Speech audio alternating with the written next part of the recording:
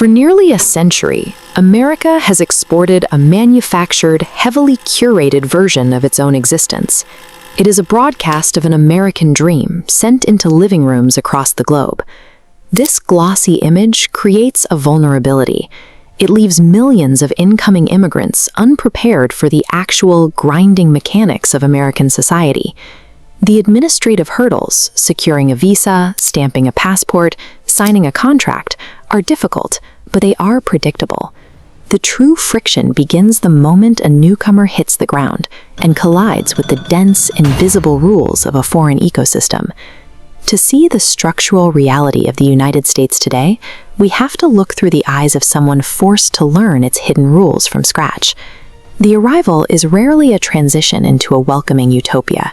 It is a sudden drop into a complex societal maze, and surviving it requires drawing an entirely new map on the fly. The first impact of an American metropolis is its physical scale. The architecture and infrastructure loom over the individual, creating an immediate sense of isolation for a single person standing at street level. We often describe culture shock through surface-level things, like unfamiliar menus or language barriers. But the real weight comes from the heavy psychological toll of navigating unwritten social codes that contradict everything you know. Newcomers from collectivist cultures, where community cohesion is the priority, often struggle with the intense American focus on personal autonomy and self-promotion. Simple tasks like buying groceries or asking a neighbor for help require a new mental calculus. The newcomer must constantly evaluate how much space to take up and how to assert themselves within these unfamiliar norms. This experience goes beyond momentary confusion. It is the process of stripping away and then rebuilding a person's entire psychological baseline just to function. While that internal rebuilding happens, an external structure immediately locks the newcomer into place. Immigrants do not arrive onto a blank slate. They enter a rigid, pre-existing societal hierarchy. Almost instantly, they are forced to learn America's complex racial dynamics in real time, usually without any context regarding the history that built those dynamics. This diagram illustrates the sorting mechanism. Country of origin and physical appearance assign individuals to specific rungs. Systemic racism forms a hard structural blockade, forcing individuals to divert into narrow, winding side channels just to inch forward.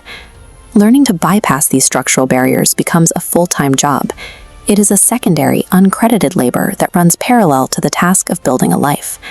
These social dynamics are anchored in the ground itself.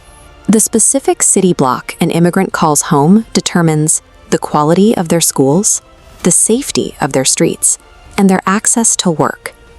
On this map, wealth and infrastructure cluster densely in one illuminated corner, forming a protective shield. The dark zones create restrictive borders. A newcomer's zip code acts as a multiplier, accelerating progress in the light and magnifying systemic barriers in the dark. This suggests that a person's trajectory isn't determined by raw work ethic alone. The ultimate arbiters are often the invisible boundaries of municipal zoning and local tax funding. If we pull back from those initial years of arrival, we see the longer timeline of the immigrant experience. Settling is never a finished act. It is a lifelong, ongoing navigation of a fluid social and geographic landscape.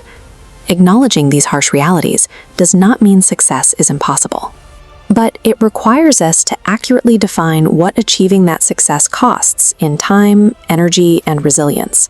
It takes an immense amount of persistence to move steadily forward against the headwind of a flawed system year after year.